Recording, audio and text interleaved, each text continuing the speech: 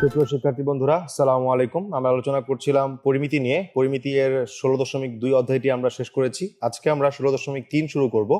তো 16.3 সম্পর্কে বলতে গেলে প্রথমেই আসবে হচ্ছে বৃত্ত নিয়ে। সমস্ত লেকচার জুড়ে আমি আজকে আলোচনা করব এবং আজকের লেকচারটা কম্পারেটিভলি অন্যান্য লেকচারের থেকে একটু বেশি বড় হবে, কারণ আমি 16.3 আজকে পুরোটা কভার করে ফেলবো, যাতে করে তোমাদের এক লেকচারের ভিতরে 16.3 এর সবগুলো টপিক কভার হয়ে যায় এবং 16.3 এর ইম্পর্টেন্ট ম্যাথগুলো আমরা দেখতে পারি।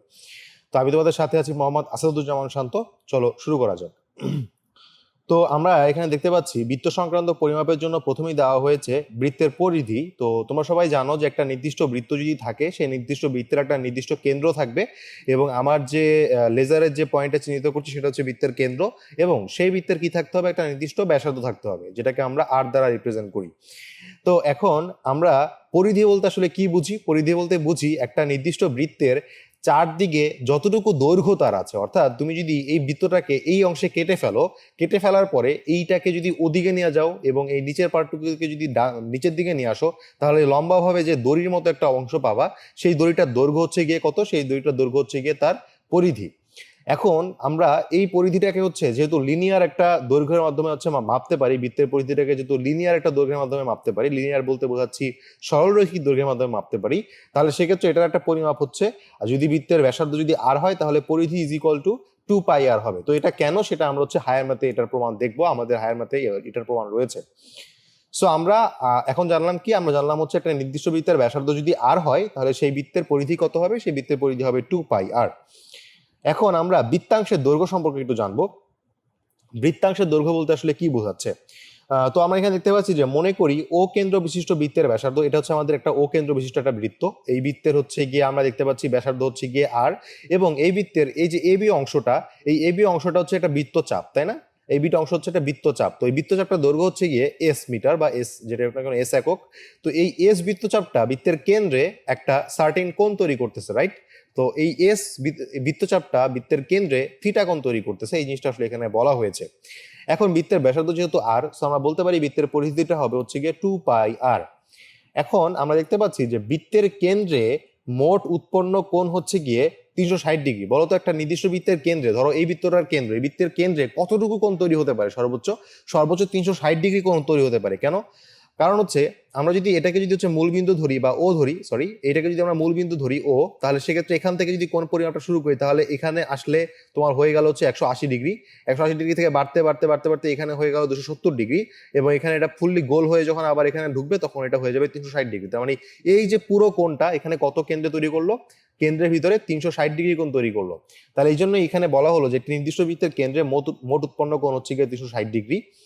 তো যখন তোমার 360 ডিগ্রি কোণ তৈরি করবে, তখন আসলে তোমার এই বলতো আলটিমেটলি আমাদের এখানে থিটা কোণের জন্য যদি তোমার এস বৃত্তচাপ আমরা পাই, তাহলে এই থিটা কোণটা বড় হতে হতে হতে যখন 360 ডিগ্রি হয়ে যাবে, তখন এই এসটাও কিন্তু বড় হতে হতে হতে ফুল বৃত্ত পরিধি পর্যন্ত চলে যাবে, তাই না?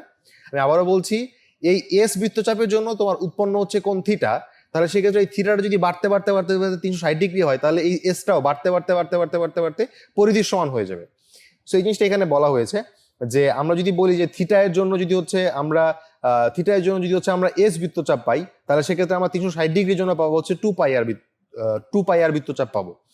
সো এটা হচ্ছে একটা সম্পর্ক। তো এই সম্পর্ক থেকে আমরা যদি একটু এই এসটাকে এদিকে রাখি আর 2πr কে যদি ওপাশে নিয়ে যাই, তাহলে আমরা পাই S is equal to pi R theta divide by 180 degree. তার মানে তোমাকে যদি বলা হয় যে নির্দিষ্ট একটা বৃত্ত, সেই বৃত্তের একটা নির্দিষ্ট বৃত্তচাপ যদি তোমার এবি হয়, তাহলে সেই এবিটা যদি কেন্দ্রে মনে করো সে ফর এক্সাম্পল আজকে 30 ডিগ্রি কোণ তৈরি করলো, তাহলে সেক্ষেত্রে এই বৃত্তের যদি পরিধি, আমি এখানে একটু এক্সাম্পল একটা করাচ্ছি। ধরো তোমাকে বলা হলো যে একটা নির্দিষ্ট বৃত্ত, সেই বৃত্তটা হচ্ছে গিয়ে তোমার কেন্দ্রে 30 ডিগ্রি কোণ তৈরি করতেছে, এবং ওই বৃত্তটার হচ্ছে গিয়ে ব্যাসার্ধ হচ্ছে গিয়ে মনে করলাম 5 মিটার। তাহলে সেক্ষেত্রে এই বৃত্তচাপটা দৈর্ঘ্য কত হবে? বৃত্তচাপের দৈর্ঘ্য হবে এস ইজ ইকুয়াল টু আর, আর এর মান হচ্ছে গিয়ে 5, দেন পাই ইন্টু থিটা আমার হচ্ছে 30 degree, so 30 degree divide by 180। So দেখবা এখান থেকে আলটিমেটলি এটা কেটে 6 থাকে, সো আলটিমেটলি 5π/6 হয়ে যাবে হচ্ছে গিয়ে এস এর ভ্যালু। এখানে পাই এর ভ্যালুটা বসাবা 3.1416 এ, তাহলে দেখবা একটা নির্দিষ্ট এস এর মান মিটারে বের হয়ে যাচ্ছে। তাহলে সেক্ষেত্রে আমরা বলতে পারি যে এই থিটা বা 30 ডিগ্রি কোণটা কতটুকু বৃত্তচাপ খণ্ডিত করে? এস বৃত্তচাপ খণ্ডিত করে। আশা করি আমরা এই আলোচনাটুকু বুঝতে পেরেছি। তো এবার আমরা হচ্ছে বৃত্তক্ষেত্র এবং বৃত্তকলার পরিমাপে চলে যাচ্ছি। তো বৃত্তক্ষেত্র এবং বৃত্তকলার পরিমাপটা আসলে কি, যে কোনো বৃত্ত দ্বারা বেষ্টিত এলাকাকে বৃত্তক্ষেত্র বলা হয়। তো বৃত্তটিকে এরূপ বৃত্তক্ষেত্রের সীমারেখা বলা হয়। ধরো তোমাকে যদি বলা হলো এই যে ভিতরে যে সীমানাটুকু আমরা দেখতে পাচ্ছি, এই সীমানাটুকুর বাইরে তোমার সীমানা প্রাচীর কে তৈরি করতেছে, সীমানা প্রাচীর তৈরি করতেছে হচ্ছে এই নির্দিষ্ট বৃত্তটাই কিন্তু সীমানা প্রাচীর তৈরি করতেছে। আর বৃত্ত কলা বলতে কি বোঝা যাবে, বৃত্ত কলা বলতে বোঝাবে একটি চাপ এবং চাপের প্রান্তবিন্দু সংশ্লিষ্ট ব্যাসার্ধ দ্বারা বেষ্টিত ক্ষেত্রকে বৃত্তকলা বলা হয়। আমি আবারও বলছি, একটি চাপ, দ্যাট ইজ হচ্ছে এখানকে মনে করো এ বি একটা চাপ, এই চাপের প্রান্তবিন্দু মানে এ বিন্দু এবং বি বিন্দু, এদের সংশ্লিষ্ট ব্যাসার্ধ মানে হচ্ছে ও এ ব্যাসার্ধ এবং ও বি ব্যাসার্ধ দ্বারা বেষ্টিত ক্ষেত্রকে বৃত্তকলা বলা হয়। তার মানে এই যে এখানে এটা আসলে রেড কালার, তো রেড কালার বা একটু রেড কালার টাইপের আর কি, সো এই কালার যুক্ত অংশটা হচ্ছে কি তোমার কি হবে, বৃত্তকলা হবে। তাহলে আমরা কি বললাম, যে বৃত্তকলা হওয়ার জন্য কি নির্দিষ্ট লাগবে, একটা নির্দিষ্ট চাপ লাগবে, আমাদের বৃত্তচাপ লাগবে। তো আমরা যেটা বলি যে বৃত্তচাপ বৃত্তের কেন্দ্রের সাথে, বৃত্তচাপ বৃত্তের কেন্দ্রের সাথে তার যে ব্যাসার্ধ রয়েছে সেই ব্যাসার্ধ মিলিয়ে যে ক্ষেত্র তৈরি করে সেটাকে আমরা বৃত্তকলা বলি। আশা করি আমরা বৃত্তকলার কনসেপ্টটা বুঝতে পেরেছি। তো এবার আমরা গাণিতিক উদাহরণে চলে যাচ্ছি। আমাদেরকে বলা হলো একটি বৃত্তের ব্যাস এবং পরিধির পার্থক্য 90 সেন্টিমিটার হলে বৃত্তের ব্যাসার্ধ নির্ণয় করো। তো আমরা ধরে নিব বৃত্তের ব্যাস কত হয়, বৃত্তের ব্যাস হয় হচ্ছে 2r। তো বৃত্তের ব্যাসার্ধ যদি তোমার r হয় তাহলে সেক্ষেত্রে বৃত্তের ব্যাস হবে হচ্ছে গিয়ে 2r। আর বৃত্তের পরিধি তাহলে আমরা জানি কি, বৃত্তের পরিধি হয় হচ্ছে গিয়ে 2πr। তাহলে বলেছে যেহেতু ব্যাস এবং পরিধির পার্থক্য, that is 2r minus 2πr equal to 90 centimetre হবে। তাহলে 2πr minus 2r is equal to হচ্ছে 90 সেন্টিমিটার হলো। সো এখানে আসলে দেখতে পাচ্ছি কি, যে বৃত্তের ব্যাস এবং পরিধির মধ্যে পার্থক্য চেয়েছে। এখন এখানে একটা জিনিস কি, যে তুমি হয়তো প্রথমে ব্যাস থেকে হচ্ছে পরিধি বিয়োগ করতে পারতা, কিন্তু এখানে আসলে তোমাকে বুঝতে হবে যে কোনটা আসলে বড়। ধরো একটা বৃত্ত দেওয়া হলো, এই বৃত্তটা, তো এই বৃত্তের এতটুকু দূরত্ব বড় নাকি পুরো পরিধিটা বড়। অবশ্যই তোমরা বুঝতে পারতেছো যে এখান থেকে পুরো পরিধিটা হচ্ছে বড় হবে বৃত্তের ব্যাসের চেয়ে, এই জন্য পরিধি থেকে বৃত্তের ব্যাসটাকে বিয়োগ করা হয়েছে। So 2πr minus 2r equal to 90 লিখে লেখা হলো। তো পরবর্তীতে হচ্ছে আমরা এখান থেকে যদি কি করি, আমরা এখান থেকে যদি 2r কমন নিই তাহলে এখান থেকে পাই মাইনাস 1। সো আলটিমেটলি আমরা এখানে আর এর আটটাকে এই পাশে নিয়ে বাকিগুলোর মান যদি বসিয়ে দিই তাহলে সেক্ষেত্রে আমরা ব্যাসার্ধের মান পাবো 21.01 সেন্টিমিটার প্রায়। আশা করি আমরা এই সহজ ম্যাথটা বুঝতে সক্ষম হয়েছি। সো এখন আমরা প্রশ্ন 2-এ চলে যাচ্ছি। প্রশ্ন 2-এ যেটা বলা হচ্ছে সেটা হচ্ছে গিয়ে, একটি বৃত্তাকার মাঠের ব্যাস 124 মিটার, মাঠের সীমানা ঘেঁষে 6 মিটার চওড়া একটি রাস্তা আছে, রাস্তার ক্ষেত্রফল নির্ণয় করো। এখানে একটা বৃত্ত তোমরা দেখতে পাচ্ছ, বৃত্তাকার রাস্তা আছে, বৃত্তাকার মাঠ রয়েছে, সেই বৃত্তাকার মাঠের চারদিকে একটা রাস্তা আছে, এই যে কালো কালারের অংশটা হচ্ছে রাস্তা, আর এর ভিতরে হচ্ছে যে মাঠের বাকি অংশ। তাহলে আমরা মনে করি বৃত্তাকার মাঠের ব্যাসার্ধ হচ্ছে গিয়ে আর, এবং রাস্তা সহ বৃত্তাকার মাঠের ব্যাসার্ধ হচ্ছে গিয়ে আর। তাহলে সেক্ষেত্রে আমাদের দেওয়া আছে কি, আমাদের দেওয়া আছে হচ্ছে গিয়ে r is equal to 124 divide by 2 metre, অর্থাৎ 62 মিটার হলো। তাহলে আমাদের যে হচ্ছে পুরোটার ব্যাসার্ধ কত, রাস্তা সহ বৃত্তাকার মাঠের ব্যাসার্ধ হচ্ছে আমাদের 6 মিটার আমাদেরকে যোগ করতে হবে, তাহলে আমাদের 68 মিটার আমরা পেয়ে গেলাম। এখন আমাদেরকে বললো যে বৃত্তাকার মাঠের ক্ষেত্রফলটা হচ্ছে পাই আর স্কোয়ার, তাই না? তাহলে সেক্ষেত্রে পাই আর স্কোয়ার যদি হয় তাহলে সেক্ষেত্রে বাকি যে অংশটা, অর্থাৎ আমাদের পুরো বৃত্তটার ক্ষেত্রফল কত হবে, পুরো বৃত্তটা আমি যদি এখানে একটু চিহ্নিত করে দিই তাহলে সেক্ষেত্রে আমরা দেখতে পাচ্ছি এই যে 62 যে এতটুকু দূরত্বটা হচ্ছে আর এই পুরোটা হচ্ছে গিয়ে বড় হাতের, যদিও এখানে একটু এক্সট্রা চলে এসেছে, বাট আমরা কনসিডার করবো হচ্ছে এতটুকু, এই যে ভিতরের অংশটুকু 62 যেটা হচ্ছে আর এর মান, আর বড় হাতের আর মান হচ্ছে 62 প্লাস 6, যেহেতু এখানে এক্সট্রা করে 6 দেওয়া আছে। সো আমরা এটা পেলাম। তাহলে রাস্তা সহ মাঠের ক্ষেত্রফল হচ্ছে গিয়ে পাই আর স্কোয়ার হবে, আর শুধুমাত্র বৃত্তাকার মাঠের ক্ষেত্রফলটা পাই আর স্কোয়ার, ছোট হাতের আর স্কোয়ার হবে। এখন আমরা যদি রাস্তার ক্ষেত্রফল বাদ দিতে চাই, রাস্তার ক্ষেত্রফল হবে রাস্তার সহ মাঠের ক্ষেত্রফল থেকে মাঠের ক্ষেত্রফলটা বাদ দিলেই হয়ে যাবে। সো এই জন্য আমরা পাই আর স্কোয়ার থেকে মাইনাস পাই আর স্কোয়ার ছোট হাতের একটা বাদ দিলাম, এখান থেকে পাই কমন গেল, আর বাকি এখানে আর স্কোয়ার, এখানে আর স্কোয়ারের মান বসিয়ে দিলে এটাকে যদি আমরা স্কোয়ার করি 68 স্কোয়ার করলে আমরা পাবো 4624, আর 62 স্কোয়ার করলে আমরা পাবো হচ্ছে 3844। সো ফাইনালি আমরা এখান থেকে হচ্ছে যেটা পেয়ে যাচ্ছি, দুটাকে গুণ করলে 2450.44 বর্গমিটার। তার মানে আমাদের যে রাস্তাটা ছিল সেই রাস্তাটার ক্ষেত্রফল হচ্ছে 2450.44 বর্গমিটার। তো আশা করি আমরা এই জিনিসটা বুঝতে পেরেছি। তো এবার আমরা প্রশ্ন 3-এ চলে যাচ্ছি। প্রশ্ন 3-এ কি বলা হলো, যে প্রশ্ন 3-এ বলা হলো একটি বৃত্তের ব্যাসার্ধ R is equal to 12 centimetre দেওয়া আছে। তো বৃত্তচাপের দৈর্ঘ্য দেওয়া আছে হচ্ছে 14 সেন্টিমিটার। তো বৃত্তচাপটি কেন্দ্রের যে কোণ উৎপন্ন করে তা নির্ণয় করো। তো আমাদের সবার কিন্তু একটা সূত্র জানা আছে, তাই না? আমাদের সবার একটা সূত্র কি জানা আছে, আমরা যদি একটু এখানে লিখতে চাই তাহলে সেক্ষেত্রে s is equal to r into pi theta by হচ্ছে 180, এরকম একটা সূত্র জানা আছে। Pi R theta by 180 degree, এরকম একটা সূত্র আমাদের জানা আছে এস এর মান। তাহলে আমরা যদি এই সূত্র যদি দেখতে চাই, এই সূত্রে আসলে কি কি আমাদের জানা আছে। বৃত্তের ব্যাসার্ধ এখানে দেখতে পাচ্ছি 12 সেন্টিমিটার, সো বৃত্তের ব্যাসার্ধ জানা আছে। বৃত্তচাপের দৈর্ঘ্য 14 সেন্টিমিটার দেওয়া আছে, সো এটা আমাদের জানা আছে। আর পাই আর 180 ডিগ্রি তো কনস্ট্যান্ট, সো আমাদের বের করতে বলছে বৃত্তের কেন্দ্রে যে কোণ উৎপন্ন হয়, অর্থাৎ থিটা এর মানটা আমাদেরকে বের করতে বলেছে। সো আমরা কিন্তু এই সূত্রের মাধ্যমে এই ম্যাথটাকে সলভ করতে পারবো। সো এই জন্য আমরা এখানে যেগুলো লিখে দিলাম, যেগুলো দেওয়া আছে, আর যেটা আমাদেরকে বের করতে হবে সেটা আমরা ধরে নিলাম থিটা ডিগ্রিতে। সো আমরা সবাই জানি s is equal to pi R theta divide by 180 degree. So এখানে হচ্ছে আমরা এসটাকে ডান দিকে নিয়ে গেলাম, বর্জ্য গ্রহণ করে দিলাম। সো এখানে থিটাটাকে যদি আমরা বাম দিকে রাখি তাহলে আমরা পাচ্ছি 180 degree into s divide by pi r is equal to 180 degree into s এর মান হচ্ছে গিয়ে 14 সেন্টিমিটার ডিভাইডেড বাই পাই এর মান 3.1416 আর আর এর মান হচ্ছে গিয়ে 12 সেন্টিমিটার। সো এটা যদি লিখি তাহলে আমরা ফাইনালি পাচ্ছি 66.84 ডিগ্রি প্রায়। অর্থাৎ বৃত্তের কেন্দ্রে কতটুকু কোণ তৈরি করবে? 66.84 ডিগ্রি কোণ তৈরি করবে। এবার আমরা প্রশ্ন 4 চলে যাচ্ছি। প্রশ্ন 4-এ বলা হলো যে 211 মিটার 20 সেন্টিমিটার যেতে দুইটি চাকা যথাক্রমে 32 এবং 48 বার ঘুরলো, চাকা দুটির ব্যাসার্ধের অন্তর নির্ণয় করো। সো আমরা প্রথমত 211 মিটার 20 সেন্টিমিটারকে আমরা ফুললি সেন্টিমিটারে নিয়ে গেলাম, অর্থাৎ 21,120 সেন্টিমিটার হচ্ছে এই পুরো পথের দৈর্ঘ্য। এখন আমরা যেটা করব, মনে করি আমাদের দুটি চাকার ভিতরে বড় চাকার যেটা ব্যাসার্ধ সেটা হচ্ছে গিয়ে আর, এবং ছোট চাকার ব্যাসার্ধটা হচ্ছে গিয়ে ছোট হাতের আর। এখন আমরা যদি বলি যে চাকা দুটির পরিধি যথাক্রমে 2 পাই আর হবে, এবং এখানকার হবে হচ্ছে ছোটটার চাকার ব্যাসার্ধ হবে হচ্ছে গিয়ে 2 পাই স্মল হাতের আর কি। আর ব্যাসার্ধের অন্তর যদি আমরা নির্ণয় করতে চাই, অর্থাৎ ব্যাসার্ধের পার্থক্য কত, তো ব্যাসার্ধের পার্থক্য দুটো হচ্ছে বড় হাতের আর মাইনাস ছোট হাতের আর, এটা আমরা বলতে পারি। আমাদের যেহেতু চাইছে হচ্ছে চাকা দুটি ব্যাসার্ধের অন্তর নির্ণয় করো। তো আমরা যে কাজটা করবো এখানে, যে আমরা বলতে পারি প্রশ্নানুসারে আমরা বলতে পারি আমাদের হচ্ছে গিয়ে যে বড় চাকাটা, সেই বড় চাকাটা ঘুরেছে কতবার? বড় চাকাটা ঘুরেছে 32 বার। অথবা আমরা বলতে পারি বড় চাকাটা 32 বার তার পরিধির সমান দূরত্ব গেছে। অর্থাৎ তুমি যদি একবার ঘুরো তাহলে একবার ঘুরলে কতটুকু পরিমাণ দূরত্ব অতিক্রম করবা? তোমার চাকার যে পরিধি যতটুকু দূরত্ব, সেই পরিধি পরিমাণ দূরত্ব অতিক্রম করবা একবার ঘোরার ফলে। তাহলে আমি 32 বার ঘোরার ফলে 32 ইন্টু 2 পাই আর হবে, ইজ ইকুয়াল টু হচ্ছে আমাদের এতটুকু দৈর্ঘ্য যতটুকু হলো সেটা। সেখান থেকে আমরা বলতে পারি আর এর মান হচ্ছে গিয়ে 21120 ডিভাইডেড বাই 32 ইন্টু 2 পাই এদিকে চলে আসলো। সো এটাকে যদি আমরা ক্যালকুলেট করি তাহলে আমরা পাচ্ছি 105.04 সেন্টিমিটার। অর্থাৎ আমাদের বড় চাকার ব্যাসার্ধ কত? বড় চাকার ব্যাসার্ধ হচ্ছে 105.04 সেন্টিমিটার। এবং আমরা যদি হচ্ছে ছোট চাকার জন্য নির্ণয় করি, ছোট চাকাটা হচ্ছে গিয়ে 48 বার ঘুরে এই সেমিলার পথ পরিভ্রমণ করতে। সেজন্য আমরা এখানে লিখলাম 48 ইন্টু 2 পাই আর। সো আমরা হচ্ছে গিয়ে আর ছোটাদের R is equal to 21120 divide by 48 into 2 pi হলো। সো আমরা এখানে হচ্ছে পাই এর মান বসিয়ে দিলাম, তাহলে আমরা ফাইনালি পাচ্ছি 70.03 সেন্টিমিটার প্রায়।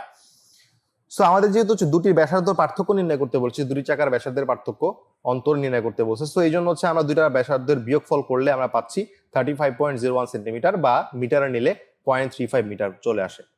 সো আশা করি আমরা এই ম্যাথটা বুঝতে পারছি। সো আমরা ফাইনালি বলবো যে চাকা দুটির ব্যাসার্ধের অন্তর হচ্ছে 0.35 মিটার প্রায়। সো এবার আমরা প্রশ্ন 5-এ চলে যাচ্ছি। প্রশ্ন 5-এ যে জিনিসটা বলা হলো যে চিত্রে এবিসিডি একটি আয়তক্ষেত্র, এখানে দেখতে পাচ্ছি এবিসিডি একটা আয়তক্ষেত্র যার দৈর্ঘ্য ও প্রস্থ যথাক্রমে 12 মিটার এবং 10 মিটার। তাহলে এটা দৈর্ঘ্য হচ্ছে 12 মিটার এবং প্রস্থ হচ্ছে 10 মিটার। এবং ডিএই একটি বৃত্তাংশ, এখানে দেখতে পাচ্ছি ডিএই একটা বৃত্তাংশ, অর্থাৎ এখানে একটা ডিই চাপ। তো এই ডিই চাপটাকে যদি আমি পুরোটাকে হচ্ছে ঘোরাতাম তাহলে একটা বৃত্ত তৈরি হতো, যে বৃত্তের কেন্দ্র হচ্ছে গিয়ে এ এবং ব্যাসার্ধ হচ্ছে গিয়ে এই 12 মিটার। আশা করি আমরা এটা ভিজুয়ালাইজ করতে পারতেছি। এখন বলেছে যে বৃত্তচাপ ডিই এর দৈর্ঘ্য নির্ণয় করো এবং সম্পূর্ণ ক্ষেত্রের ক্ষেত্রফল আমাদেরকে নির্ণয় করতে হবে। সো আমরা কি করতে পারি? আমরা মূলত যে কাজটা করব, আমরা প্রথমত এই বৃত্তচাপের ক্ষেত্র, আমরা এই বৃত্তচাপটা নির্ণয় করব। এই বৃত্তচাপটা কিভাবে নির্ণয় করতে পারি? এটাকে যদি আমরা এস ধরি তাহলে s is equal to r pi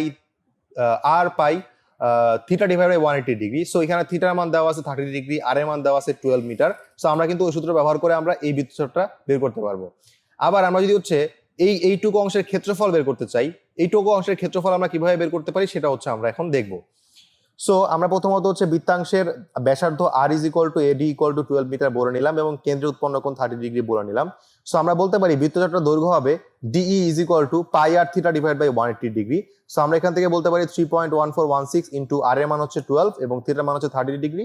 so এখান থেকে আমরা বলতে পারি বৃত্তচাপটির দৈর্ঘ্য 6.28 মিটার। অর্থাৎ আমাদের একটা প্রশ্ন কিন্তু হয়ে গেল।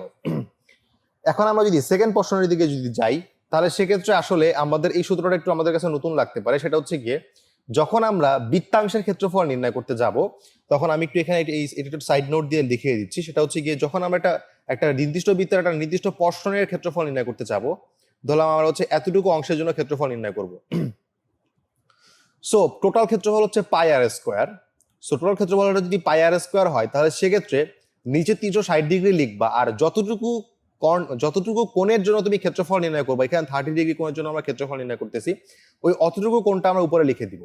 সো এই জন্য আমাদের এখানে theta divide by 360 degree into pi r square হলো। আমরা আর এর মান জানি, আমরা থিটার মান জানি। সো আমরা যদি এই দুটো এখানে ইনপুট দিই তাহলে আমরা পাই 30 divide by 360 degree into 3.1416 into 12 square is equal to, আমরা এটাকে যদি পুরোটাকে বর্গ করি তাহলে সেক্ষেত্রে গুণ করলে আমরা পাচ্ছি 37.7 বর্গমিটার। তার মানে এই যে আমাদের বৃত্তকলাটা পাচ্ছি, এই বৃত্তকলাটার ক্ষেত্রফল আমরা জেনে ফেললাম। এখন তো বাকি কাজটুকু সহজ, কারণ এইটুকু থাকে হচ্ছে একটা হচ্ছে গিয়ে আয়তক্ষেত্রের ক্ষেত্রফল। সো আয়তক্ষেত্রের ক্ষেত্রফল তো খুবই সহজ, দৈর্ঘ্য ইন্টু প্রস্থ। তাহলে সেক্ষেত্রে আমরা যদি হচ্ছে এবিসিডি আয়তক্ষেত্রের ক্ষেত্রফল নির্ণয় করতে চাই তাহলে সেক্ষেত্রে দৈর্ঘ্য ইন্টু প্রস্থ অর্থাৎ 120 বর্গমিটার হবে। সো এবার আমরা সম্পূর্ণ অংশটির ক্ষেত্রফল কিভাবে নির্ণয় করতে পারি, এটা এবং এটাকে যোগ করে দিব, অর্থাৎ 37.7 এর সাথে 37.7 এর সাথে 120 যদি যোগ করে দিই তাহলে আমরা পাচ্ছি 157.7 বর্গমিটার। তাহলে আমরা বলবো যে নির্ণয় ক্ষেত্রফলটা হচ্ছে 157.7 বর্গমিটার প্রায়। এবার আমরা প্রশ্ন 6 একটা জিনিস দেখতে পাচ্ছি যে প্রতি মিনিটে 66 মিটার বেগে, প্রতি মিনিটে 66 মিটার বেগ বলতে বোঝাচ্ছি 66 মিটার পার মিনিট আমাদের ভেলোসিটির মান। তো বেগে সমস্ত 2/1 মিনিটে ঘোড়া কোনো মাঠে কোনো একটি মাঠে ঘুরে এলো, অর্থাৎ ঘোড়া বলতে বোঝাচ্ছে হর্স। সো এটা একটু বুঝতে অসুবিধা হলো। সো ঘোড়া হচ্ছে একটা নির্দিষ্ট মাঠ ঘুরে এলো কত মিনিটে, 1/1 সমস্ত 2/1 মিনিটে। এটাকে যদি হচ্ছে আমরা একটু অপকৃত ভগ্নাংশে নিয়ে যাই তাহলে সেক্ষেত্রে আমরা পাবো কত, আমরা পাবো হচ্ছে 3/2। অর্থাৎ আমরা যদি এটাকে লিখতে চাই তাহলে সেক্ষেত্রে 1.5 মিনিটে একটা ঘোড়া একটা বৃত্তাকার ক্ষেত্রফল ঘুরে আসলো। তো বৃত্তাকার ক্ষেত্রফল ঘুরে আসলো, ভালো কথা। এখন ওই মাঠের ব্যাস আমাদেরকে নির্ণয় করতে হবে, এবং ঘোড়াটার প্রতি মিনিটে বেগ ছিল 66 মিটার। আশা করি আমরা এটা ভিজুয়ালাইজ করতে পারছি। তো আমরা প্রথমে যে একটা লিখলাম, আমি জিনিসটা একটু মুছে দিচ্ছি। লেখা আছে যে কি ঘোড়াটি প্রতি মিনিটে 66 মিটার অতিক্রম করে, তাই না? তাহলে প্রতি মিনিটে যদি 66 মিটার অতিক্রম করে তাহলে 1.5 মিনিটে কতটুকু অতিক্রম করবে? তার মানে যেহেতু আমি বলেছি যে পুরো হচ্ছে গিয়ে আমাদের পুরো পথটা সে অতিক্রম করছে, ধরলাম এখান থেকে যাত্রা শুরু করে এখান থেকে সে যাত্রা শুরু করছে করে এখান থেকে পুরোটা পথ ঘুরে সে এখানে আসছে, তাতে করে তার 1.5 মিনিট সময় লাগছে, এবং 1.5 মিনিটে সে কতটুকু পথ অতিক্রম করছে, তার পরিধির সমান পথ অতিক্রম করছে, রাইট? সো যদি পরিধির সমান পথ অতিক্রম করে থাকে, আবার আমরা জানি যে এখানে 1 মিনিটে যায় 66 মিটার, তাহলে 1.5 মিনিটে কতটুকু দূরত্ব যায় সেটা কিন্তু আমরা বের করে ফেলতে পারবো, তাই না? সো যেহেতু 1 মিনিটে এতটুকু অতিক্রম করেছে, 1.5 মিনিটে অতিক্রম করবে 66 ইন্টু 1.5 বা 1 সমস্ত 2/1। সো আমরা এখান থেকে বলতে পারি 99 মিটার হচ্ছে গিয়ে আমাদের এখানকার হচ্ছে গিয়ে উত্তর আর কি।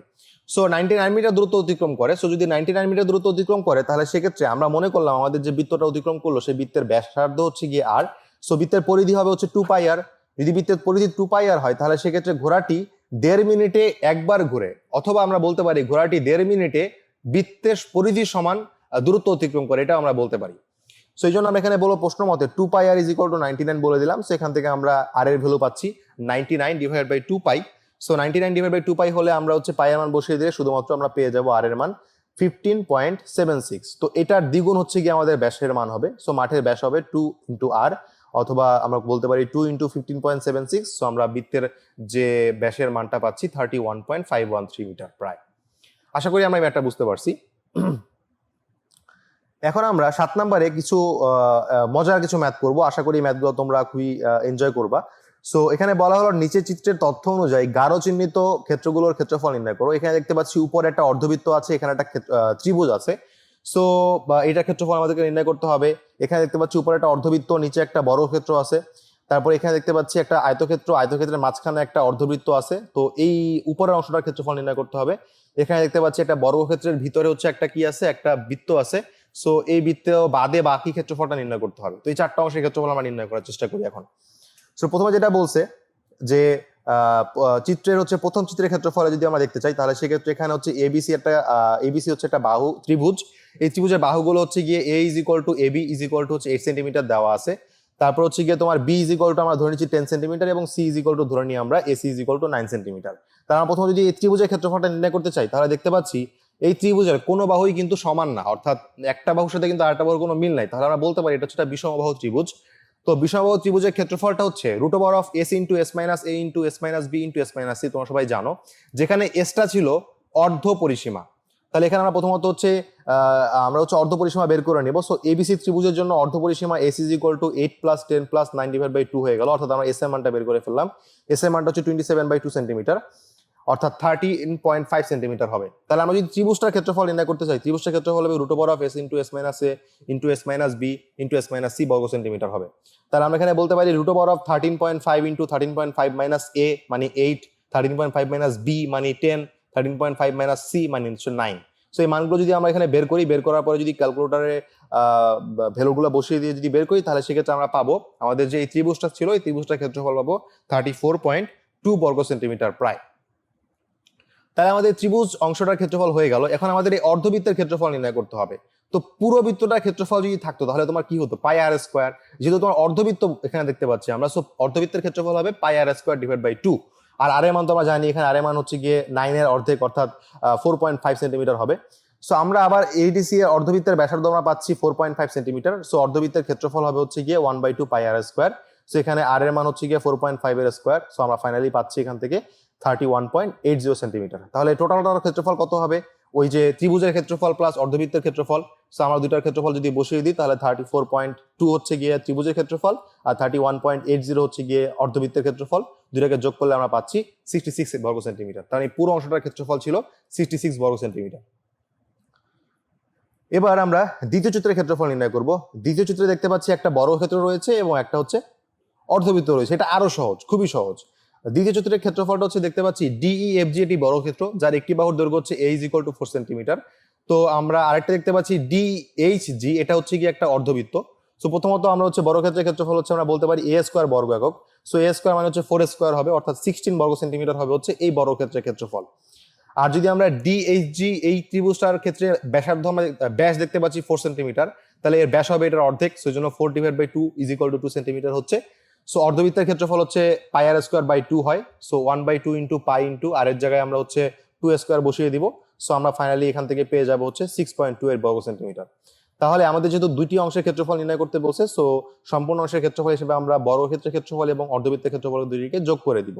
যোগ করলে আমরা পাচ্ছি 22.28 বর্গ সেন্টিমিটার প্রায়।